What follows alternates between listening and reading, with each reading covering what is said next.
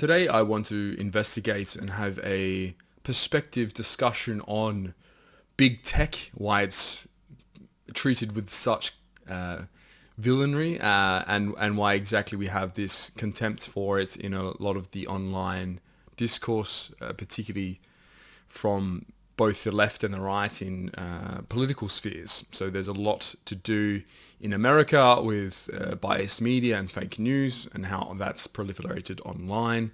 Then also converse to that in Europe and the UK, you have much more of a discussion around censorship and what is fine to be publishing versus what the confined, bounded space of free speech should be, and the gambit there of can we regulate it so that we are protecting people versus allowing them their own free reign. There's quite a camber on how you view those discussions depending on your bent, and that will inform you if you think that tech companies are evil and masters of the universe versus whether they're just a Silicon Valley upstart who's being a bit of a naughty boy.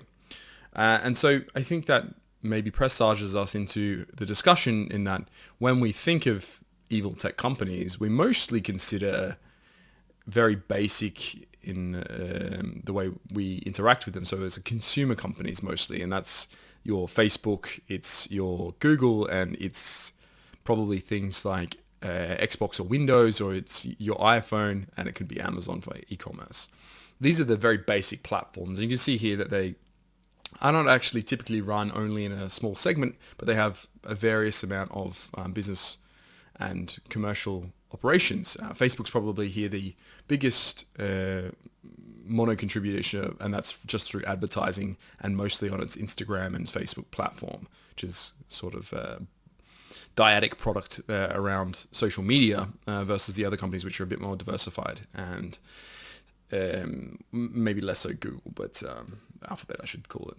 Anyway, that's what these companies make up most of the FANG, which is a tracker and online stock market grouping of large commercialized tech companies, not including Nvidia here. Nvidia is a chip maker, and that type of tech is not actually in the realm of discussion typically when we're discussing whether companies like this are evil because they don't actually have any operative capacity in a consumer infrastructure space. In the digital sense, they obviously do offer very core infrastructure to the consumer. But when we're talking these companies, it's a digital infrastructure. So it's an interactive space for you software-wise to go online and have something happen, either communication usually or some form of data transfer. And so this is where we get into the interesting part of why these companies can be perceived as being so evil a lot of the time, and probably do abuse their power to that degree, I would say. And we can start here maybe with this quote from Spengler, where we have this from Man and Technics, which is his work on what technics and technology means. And he says here, there are, once more, beasts of prey whose inner forces struggle fruitlessly to break the superiority of thought, of organized artificial living, over the blood, to turn these into their servants, to elevate the destiny of the free personality to being the very meaning of the world.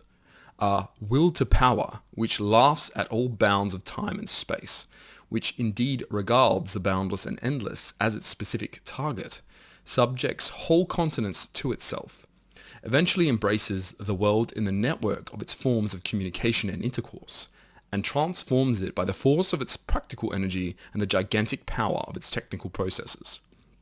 And now he writes extensively here on technology, and I would recommend, it's not a very long work of his, but I would definitely recommend reading Man and Technics, because it is an illuminating way to understand that technology is a byproduct of living. It's our techniques of living.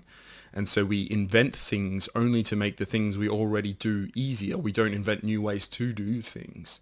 If it's eating or sleeping or procreating or communicating, we engineer ways of making these things easier, or as Nietzsche says about technology, you can have them quicker, better, cheaper, and more often.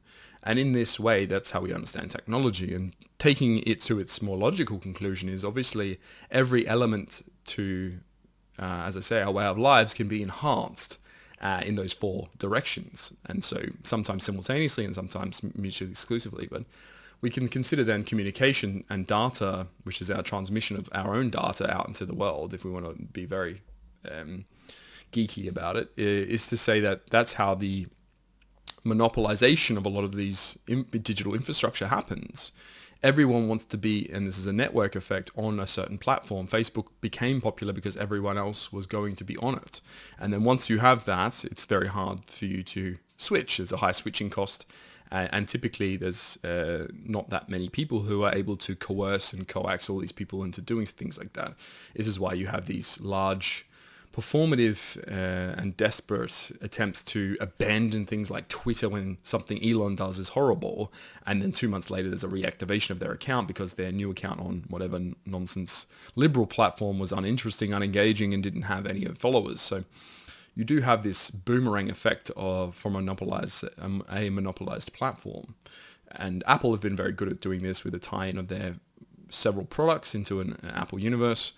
Google is a very effective way because they have become a household name for search. It's obviously synonymous with search, but then they are also, used to, at least up until maybe last few years, considered the benchmark for search algorithms. And therefore, if they offer the best product, it's much easier to continue to use it. And there's a whole market dynamics around search, obviously.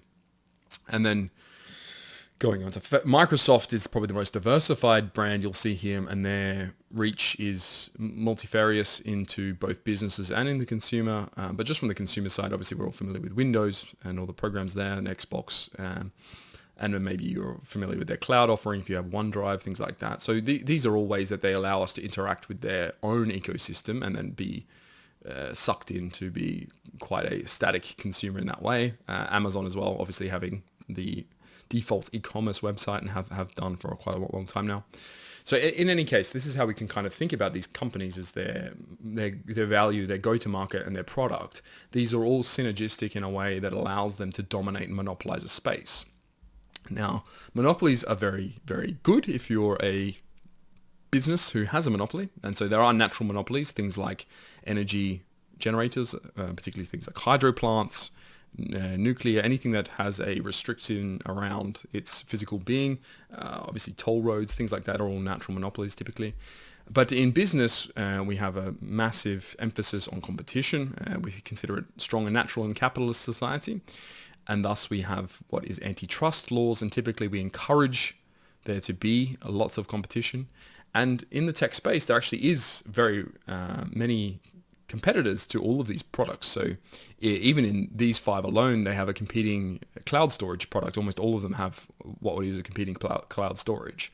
So there are ways to compete. It's just the scale of these companies and that the consumer's choices to tie ourselves into the monopoly is the edge here.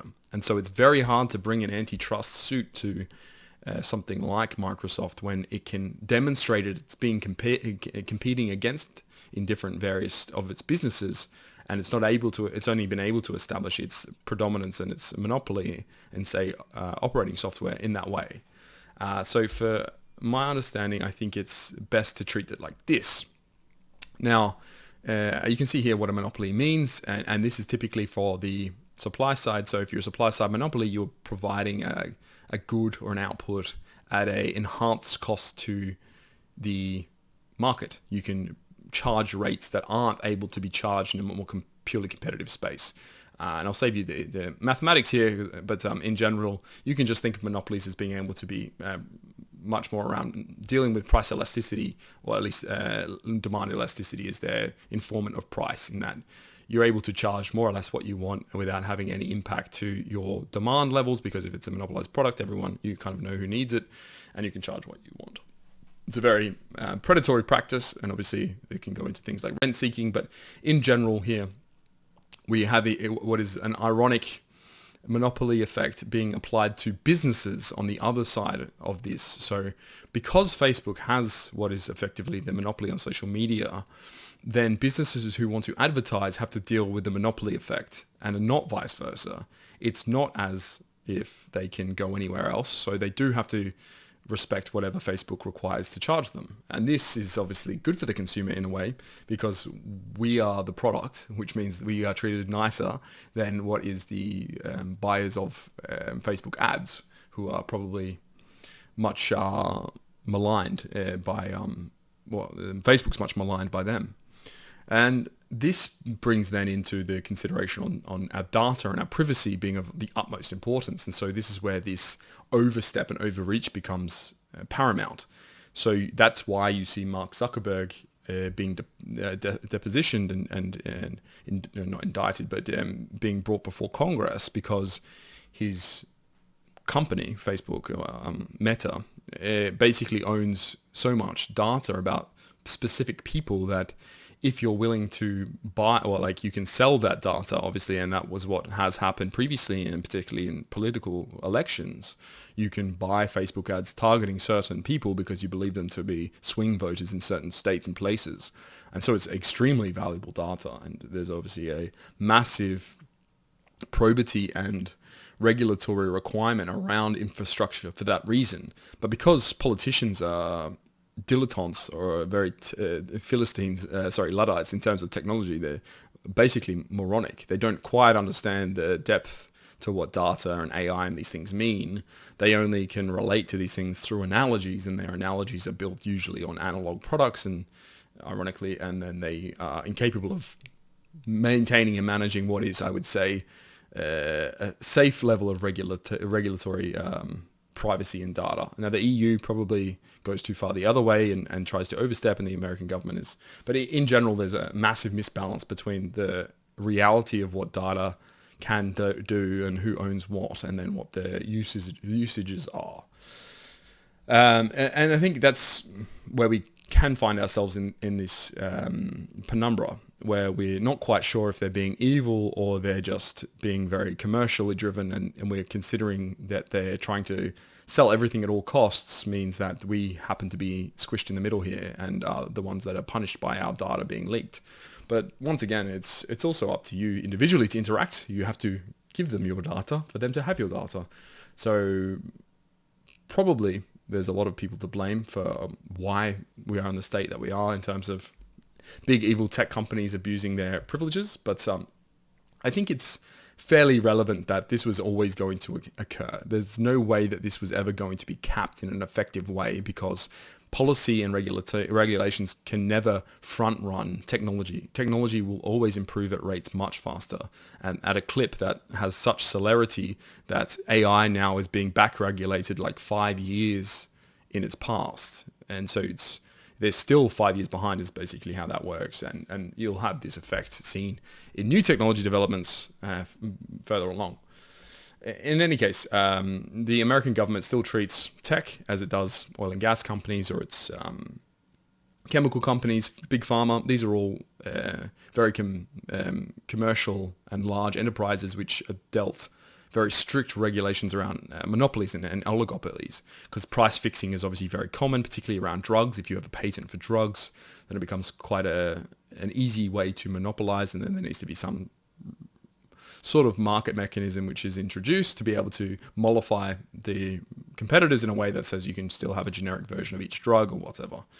But because you're playing with such large amount of economic value here, it becomes very important. And the more important it becomes is when the more smart people are attracted to these things to try and maliciously, usually, circumvent the laws and regulations. And this is why you had, say, the Purdue scandal with McKinsey being involved in opioids and all of these things. And if you see the word McKinsey now, it's basically akin to this evil consulting firm.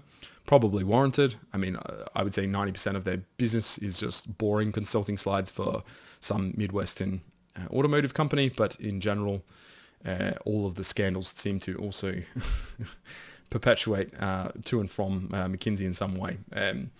In general, though, we want to stick to technology here, which is the discussion, and which is to say that maybe the evil people leave McKinsey and they go and work at Amazon, who's to say.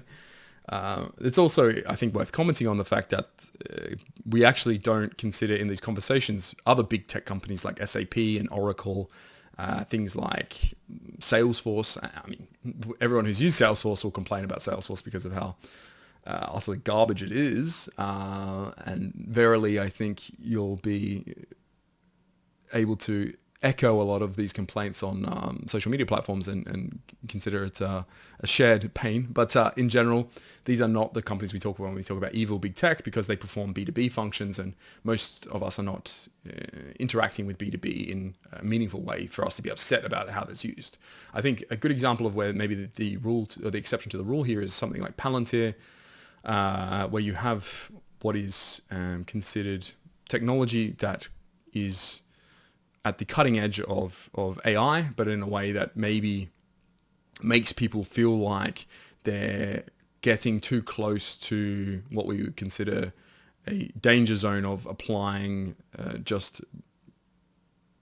non-ethical technology. So because technology is amoral, there's no associated moral guidance to it, it just performs a function that you tell it to, then obviously the consideration around ethics is something that's a product of usage rather than necessarily the technology itself.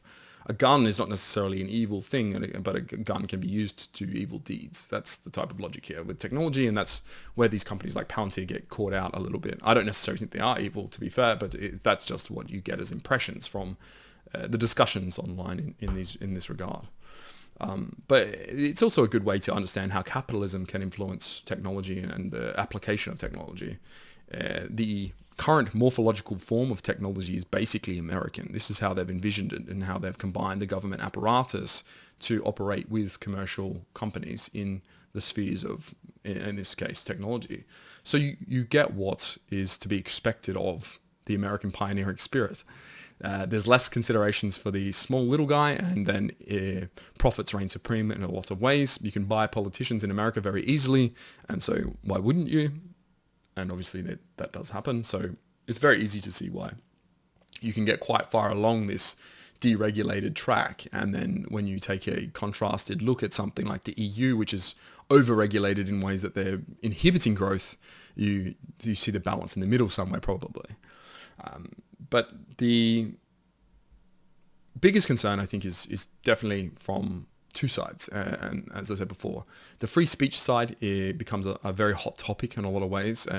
Elon Musk, obviously contriving to buy Twitter and then now X, is one of those occurrences and maybe turning points in world history to a degree, where the application of media was so governed by what was a mainstream effect of a bounded opinion space, and you could only hold opinions in a certain space, and anything that was considered a non-PC or undesirable, to the effect that it was hate speech or it was whatever kind of catechism or term you could throw at it, then it's to say, okay, well then we're now going to consider anything other than incitement to be free speech, as the First Amendment has dictated, because obviously this is very American.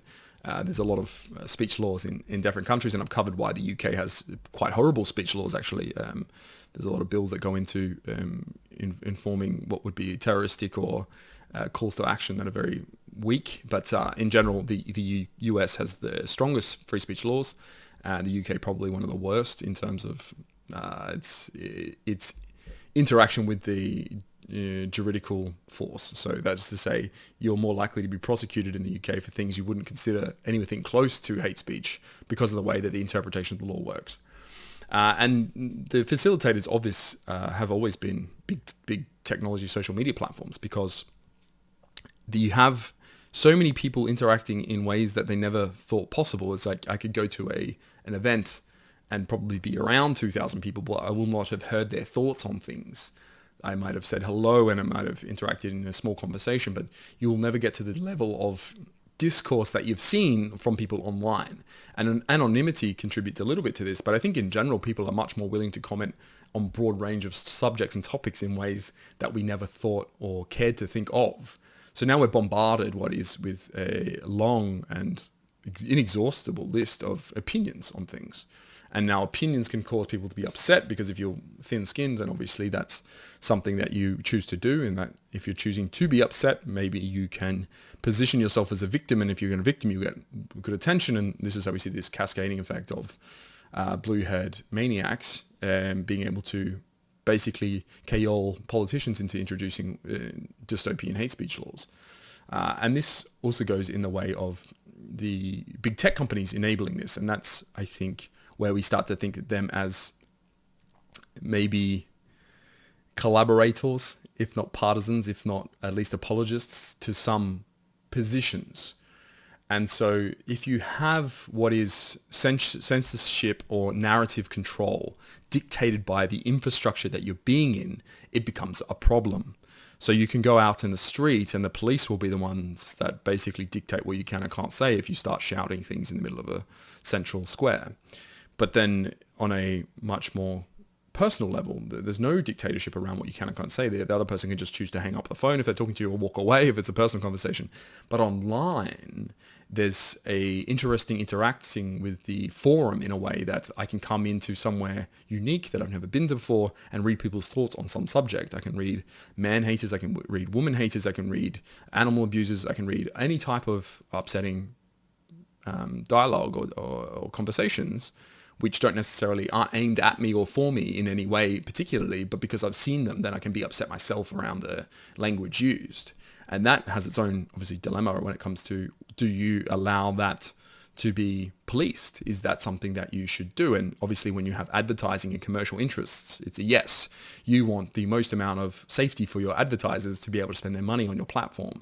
Thus, the control of narratives becomes an economic choice, just like it did with media and newspapers for the last 200 years. The idea that I would own a platform is for two reasons. It's to make money, and to make money, I have to be able to make the narrative in a way that earns me the most amount of money, clickbait, etc. nowadays. Or it's because I have a personal opinion I want espoused. And that typically can be seen in the way that Jeff Bezos, for instance, bought Washington Post.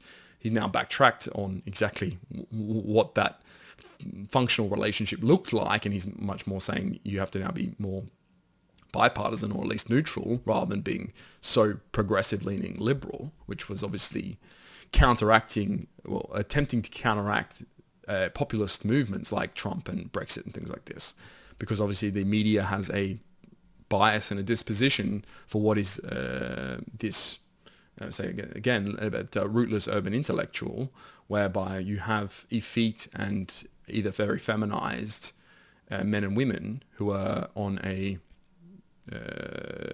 you could say a journey to be their own hero in their own mind. They want to be the journalistic version of a warrior, and that we can probably a decade ago call them social justice warriors, but in a way that's actually more applicable to be just a very annoying online policeman or narrator.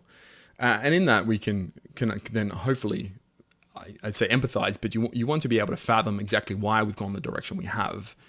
Because if you don't understand, then it's very easy to just get swept up in this, everything's evil. Every technology company's out to get me, out to get right wingers, or it's out to get whatever. It's here to be very dystopian or draconian in the way that they're demanding I stop saying X thing.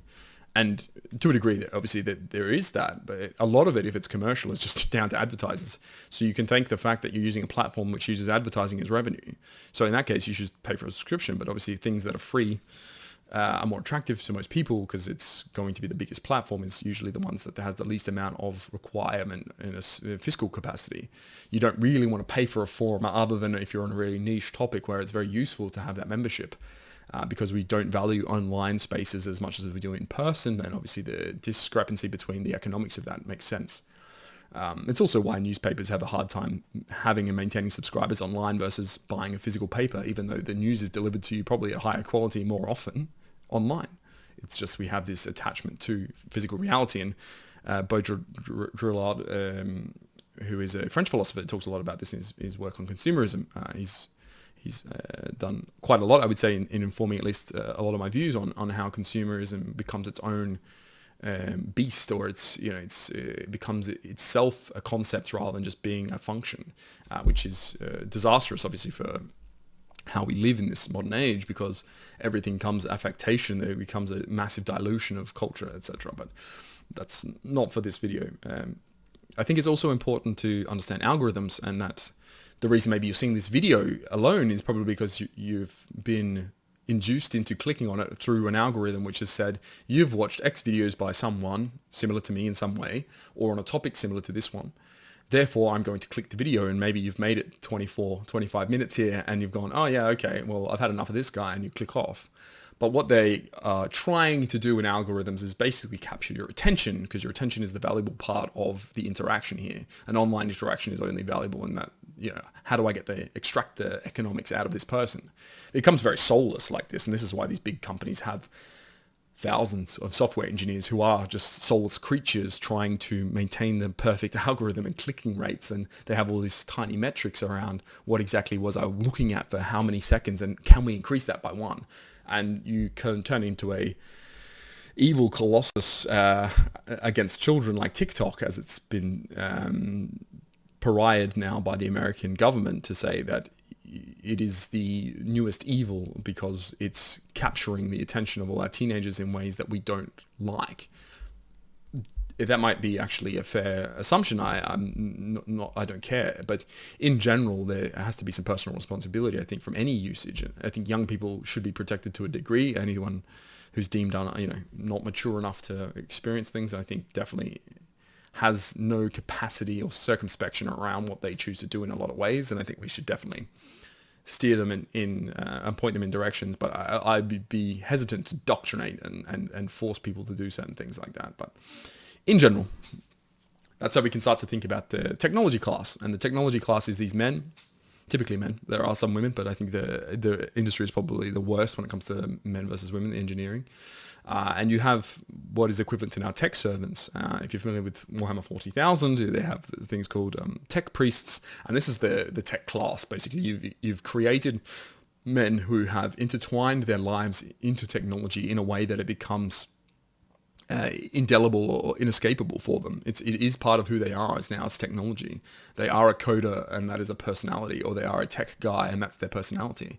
A lot of this is coped from certain instances in their childhood. It's also a way that they can feel good about themselves, and I will go into a little bit why. But I just want to serve you up a Nietzsche quote here on this, where he says, "Every philosophy which believes that the problem of existence is touched on, not to say solved, by political event is a joke and pseudo-philosophy."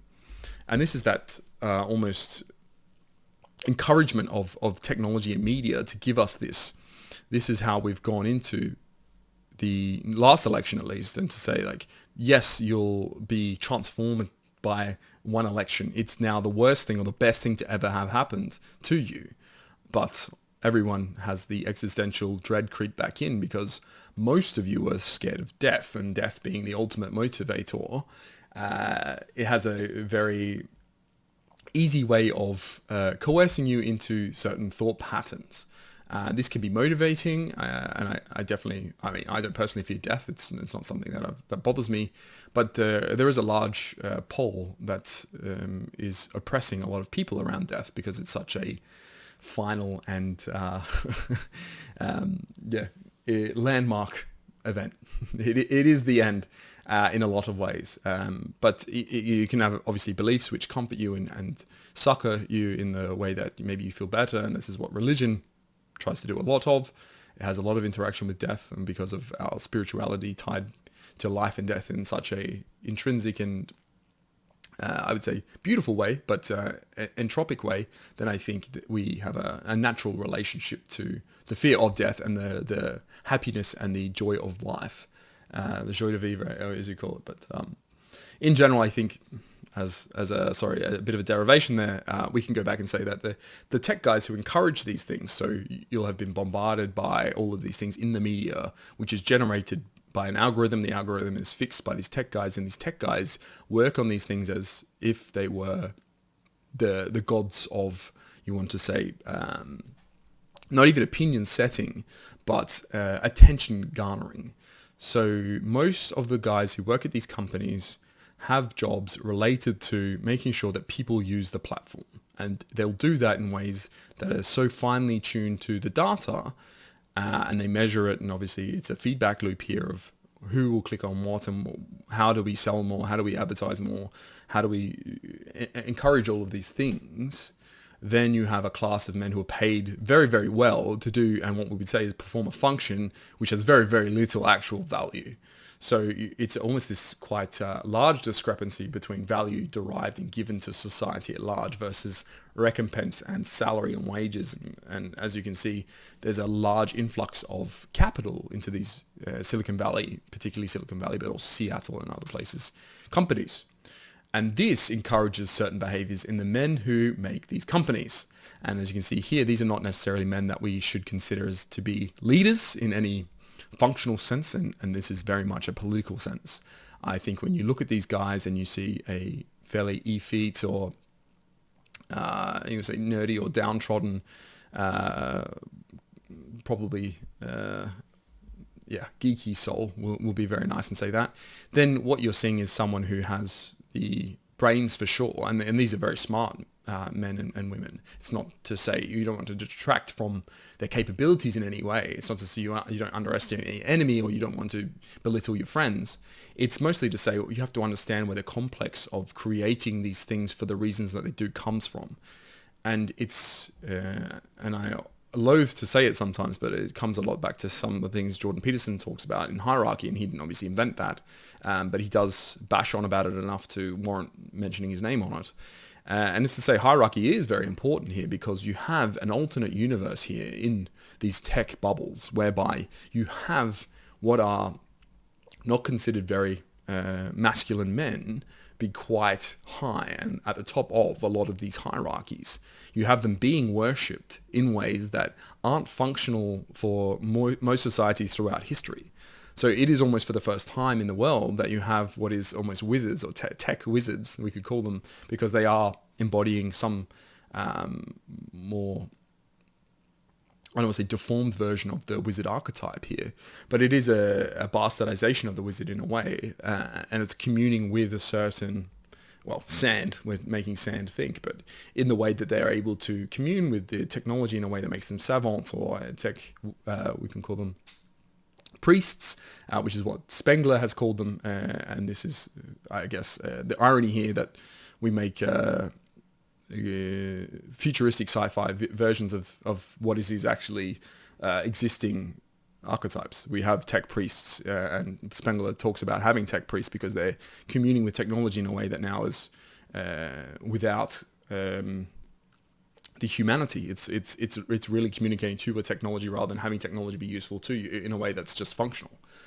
And when we have this, then we have obviously the men who need to be doing this rewarded in a way that we feel is commensurate to their value from a commercial standpoint. But a commercial standpoint is not necessarily reflective of a good socio-economic standpoint. It is the reality, so you deal with how it is, but then you have to understand why we're given the opinions that we are on these topics, is because you have very feminized men with large disposable incomes basically trying to replicate what would be a hierarchical situation for them in terms of feeling like the kings of the jungle or being the alpha dog in the pack. How do they become that? Well, they become that by the control and the power that it bestowed upon them and the riches that they're able to garner from it.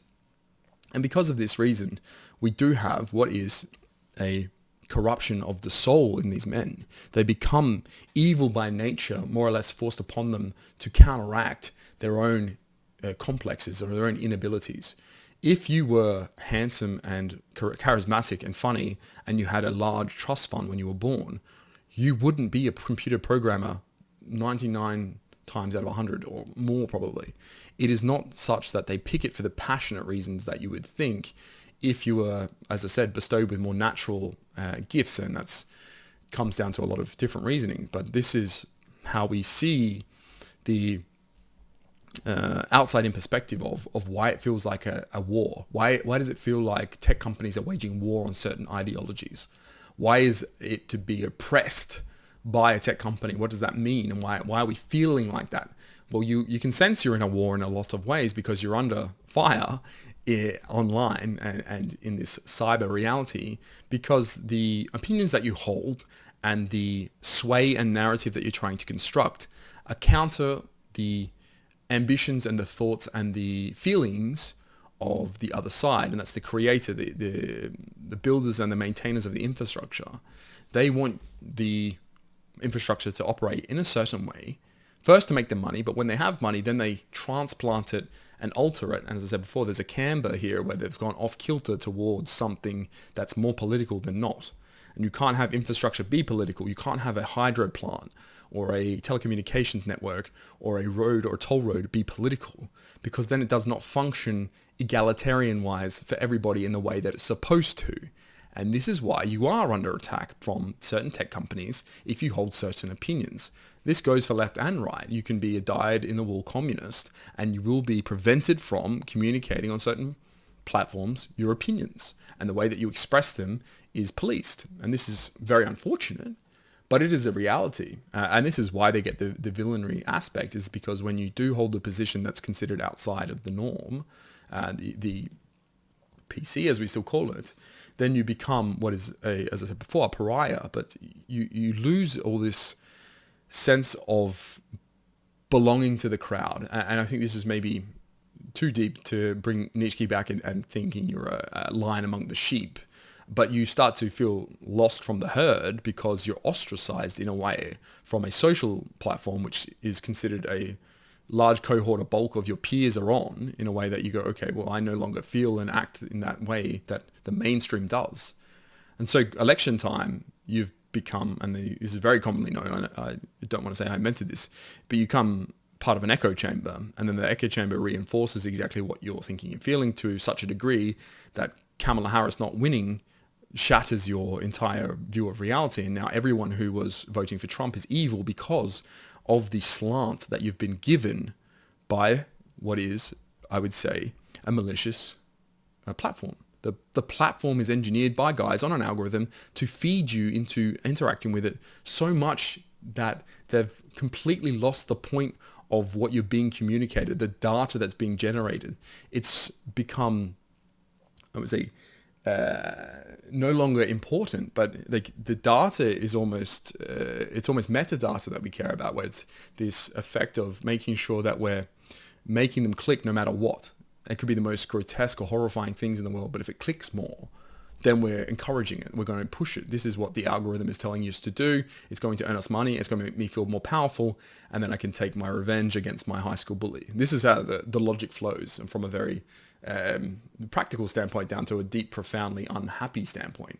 No one who's happy in their life wants to control people in that way. This is a very mean in the, I would say, very evil sense. And to be dictatorial, to be a despot is one thing, I think, in reality, but to do it online is such like an abstraction that it becomes a cowardice. Does that make sense? You're not in the line of risk at all. If you're a faceless software engineer at one of these companies like Amazon, then no one really knows what you perform and what functions, so you can get away with quite a lot with no risk to yourself. Maybe you get fired or move divisions, but it's no real danger. There's no actual recourse.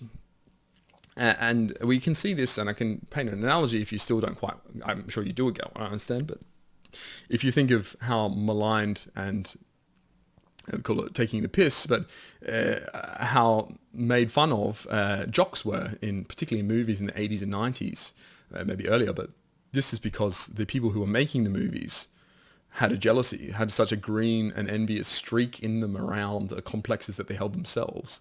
It's to say, if I'm the nerdy loser guy, look at me now, I'm able to attract women and I'm able to use my power and status to have relations with the girls or the men that I never could.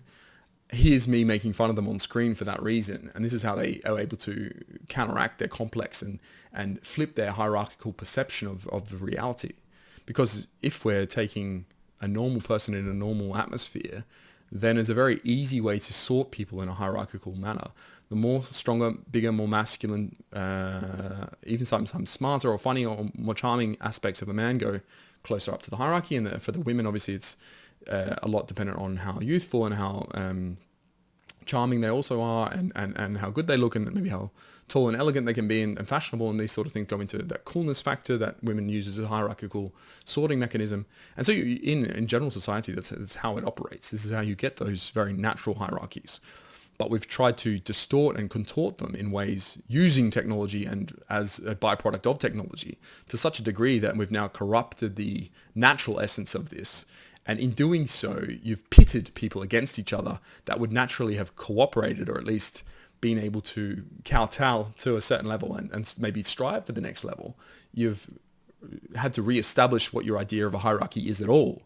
And when you do that, then you change who your enemy is, and you become much more malicious about how you can interact with people, because if I'm online, I'm willing to call people names and threaten people. And this is why you have death threats and swatting and all of these notions, is because people can do this with no regard for themselves and only out of their own meanness and evilness.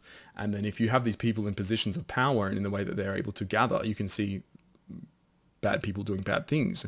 And this could be anything from, how on Twitch, for instance, which is a streaming platform, you have admins and I guess people who worked at Twitch being, say, pedophiles or like interested in kids, and they use their power to be able to coerce children into talking to them and other illicit activities. And so that's the natural progress of what happens with technology given to people who are not capable of wielding power.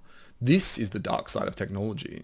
It's that you're enabling a class of people who have no ability to be the Cincinnatus of Rome, but you're letting them be Nero or some other despot.